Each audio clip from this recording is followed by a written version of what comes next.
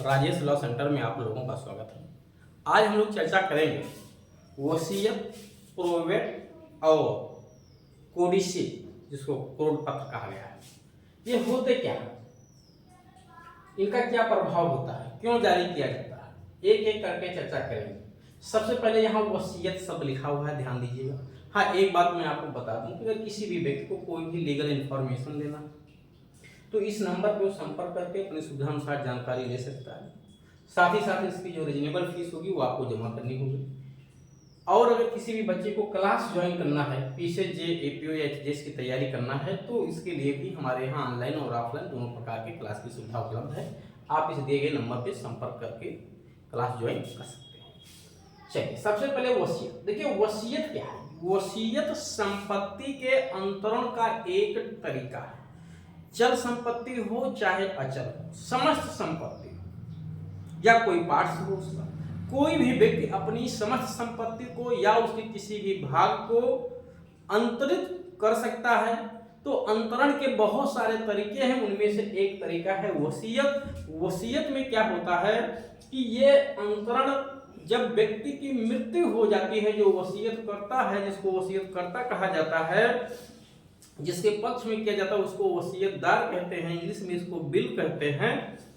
तो जब उसकी मृत्यु हो जाती है, जिसने वसीयत की है, तब जिसके पक्ष में वसीयत किया गया है उसको संपत्ति मिल जाती है, वो संपदा मिल जाती है।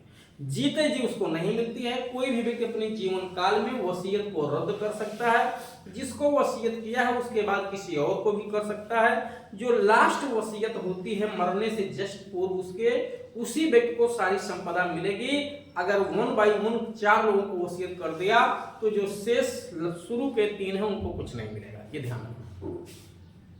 तो वसीयत संपदा के अंतरण का एक तरीका है जो मृत्यु होने के पश्चात प्रभावी होता है। ठीक, अब इस वसीयत के बारे में प्रावधान एग्रीकल्चरल लैंड है।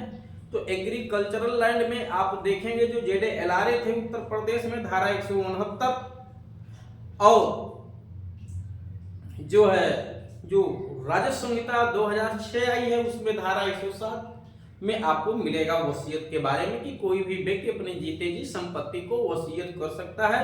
उसकी फॉर्मेलिटी भी वहां बताई गई है कि वो रजिस्टर्ड होगा, बट अब इसको खत्म कर दिया गया है, अब रजिस्ट्रेशन अनिवार्य नहीं रह गया।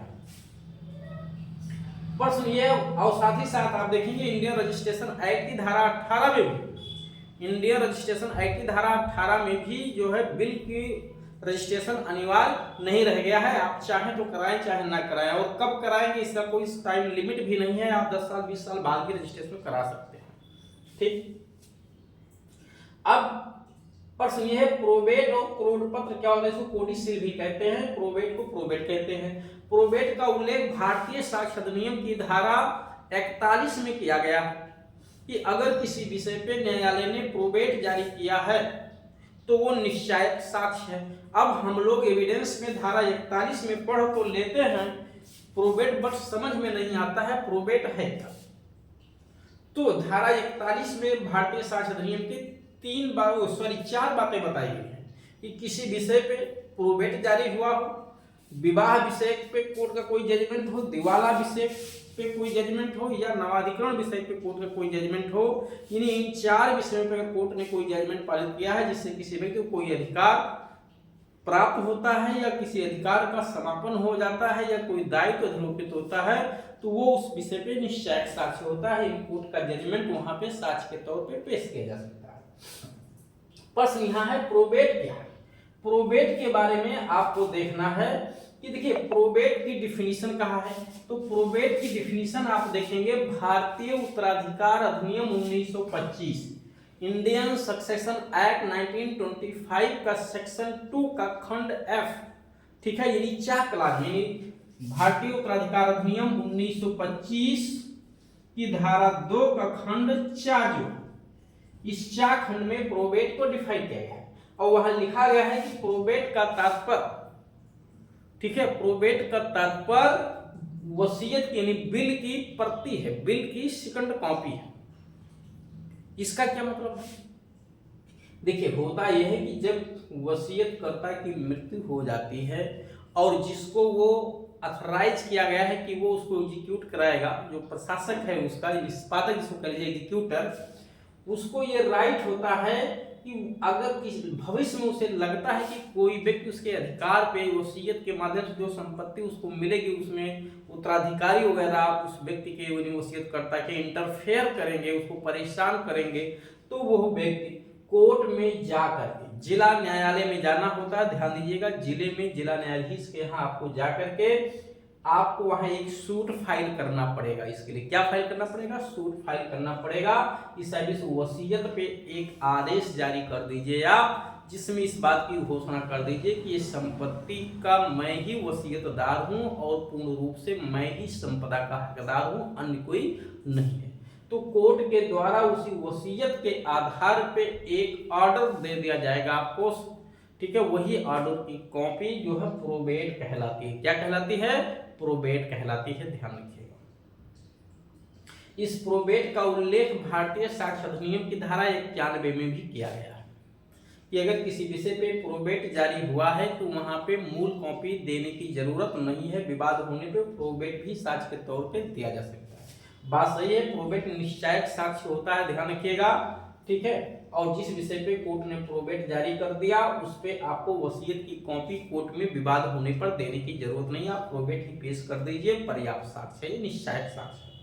तो प्रोबेट आप समझ गए होंगे, वसीयत की दूसरी कॉपी एक तरह से कह लीजिए आप कि, और ये हमेशा वसीयत वाले मैटर में ही जारी होता है, ठीक है, जब वसीयतकर्ता की मृत्यु हो जाती है तब, और इसका निश्चय प्रभाव होता है। प्रोबेट कोई अक्षम व्यक्ति माइनर वगैरह नहीं जारी करा सकता है, ध्यान दीजिएगा, सक्षम होना चाहिए उसके लिए। ये सारी बातें आपको इसी भारतीय उत्तराधिकार अधिनियम 1925 में ही मिलेगा, ठीक है। धारा 264 से 284 देखेंगे, उसमें प्रावधान है, उसके कई सारे इफेक्ट और कुछ और भी शुरुआत की धाराओं में भी प्रोबेट के बारे में आपको प्रावधान मिलेगा।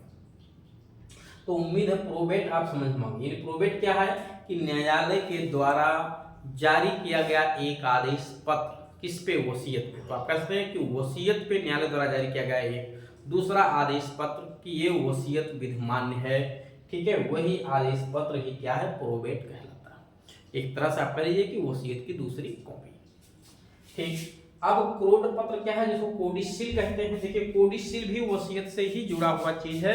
कोडिशील की भी डिफिनीशन आप देखेंगे तो भारतीय उत्तराधिकार अधिनियम 1925 की धारा 2B में मिलेगा, यानी 2 में कोडिशील को डिफाइन किया गया है। कोडिशील का तात्पर्य है जब किसी वसीयतकर्ता ने अपनी जमीन को वसीयत किया हो और अपने जीवन काल में ही उसमें कुछ फेरबदल करना चाहता है, उसमें कुछ फेरबदल करना चाहता है, तो जिस दस्तावेज में, यानी उसके लिए जरूरी नहीं है कि ये जो वसीयतनामा है, यानी वसीयतनामा है, ये जो दस्तावेज इसमें वसीयत लिखा गया है, इसमें फेरबदल करें। अलग से एक पेज पे ये चीज परिवर्तन फेरबदल कर सकता है कि इतनी जो जितना मैंने आपको 4 बीघा जमीन वसीयत किया उसमें 4 नहीं केवल 2 बीघा ही रहेगा, ठीक है। दर में बदलाव कर सकता है, समय में बदलाव कर सकता है। तो वसीयत में अगर कोई फेरबदल किया जाता है तो जो मूल वसीयतनामा है उसमें फेरबदल करने की जरूरत नहीं है कि उसको फेंकिए फिर से वसीयतनामा बनवाइए, बिल्कुल नहीं, ठीक है। वो जो मूल है वो आपके पास रहेगा, एक अलग से पेज पे, अलग से कॉपी पेज पे अलग से उसमें फेरबदल कर दिया जाएगा, साइन मोहर लग जाएगा, ठीक है। वो हमेशा मजबूत साक्ष्य के रूप में यूज होगा। जब कभी वसीयत कोई व्यक्ति कोर्ट में पेश करेगा तो कोडिशील भी पेश किया जा सकता है। साहब ये देखें कि इन्होंने जो दावा किया है वसीयत में कि हमें 10 बीघा जमीन वसीयत कर दिए गए, पिताजी ने एक कोडिशील भी जारी किया था जिसमें 10 बीघे की जमीन को 5 बीघा कर दिया था, तो अब आपको 5 बीघा मिलेगा। यानी जरा फिर से समझिएगा इस बात को, का के पक्ष में 10 बीघा जमीन वसीयत कर दिया था खा ने, और वसीयत करने के बाद एक कोडिशील भी जारी कर दिया था, जो शायद उसको नहीं पता था या पता था, इससे मतलब नहीं है, पता हो या ना हो। अगर वसीयतकर्ता ने कोडिशील भी जारी करके एक पेज पे कह दिया कि 10 बीघा की जगह हम 5 बीघा देंगे वसीयत के रूप में, अब वो 10 बीघा ना समझा जाए, केवल 5 बीघा समझा जाए, 10 के स्थान पे 5 बीघा समझा जाए, तो वसीयतकर्ता की अगर मृत्यु हो जाए और जिसके पक्ष में वसीयत किया गया है वो 10 बीघा का दावा करे तो जो उसके उत्तराधिकारी हैं वो कोडिसिल कोर्ट में पेश करके दिखा देंगे। साहब देखिए पिताजी अपने जीवन काल में कोडिसिल भी जारी कर दिए थे जिसमें 10 बीघा की जगह 5 बीघा कर दिए थे। अब उसको 5 बीघा मिलेगा, ये ध्यान रखिएगा। तो ये कोडिसिल एक ऐसा दस्तावेज है जो वसीयतनामा में मूल परिवर्तन करने की, वसीयतनामे में कोई भी परिवर्तन करना है तो उस मूल दस्तावेज में, मूल वसीयतनामे में परिवर्तन ना करके अलग से एक पेज में परिवर्तन कर दिया जाएगा, लिख करके उस पे जो है अपना साइन मोहर सब हो जाएगा, जो कोडिसिल कहलाता है। क्लियर हो गया? तो उम्मीद है कि आपको कोडिसिल भी समझ में आ गया होगा, प्रोबेट भी जारी समझ में आ गया होगा। यानी प्रोबेट एक तरह से वसीयत की सेकेंडरी कॉपी है, और अगर वसीयत में कोई फेरबदल होता है तो जिस दस्तावेज के माध्यम से फेरबदल किया जाता है उसको कोडिसिल कहते हैं। उस मूल दस्तावेज में फेरबदल करने की जरूरत नहीं है। तो उम्मीद है ये चीजें आपको समझ में आई होंगी। अगर किसी व्यक्ति को कोई बात नहीं समझ में आई, किसी भी बच्चे को कोई बात नहीं समझ में आई है, या कुछ उसको लगा है किसी नए टॉपिक पे कोई चीज वीडियो बना दी जाए, कुछ समझा दिया जाए, तो आप कमेंट में जा करके मैसेज कर सकते हैं। मैं देखूंगा तो निश्चित तौर से कोशिश करूंगा कि आपकी बात को कंसीडर किया जाए।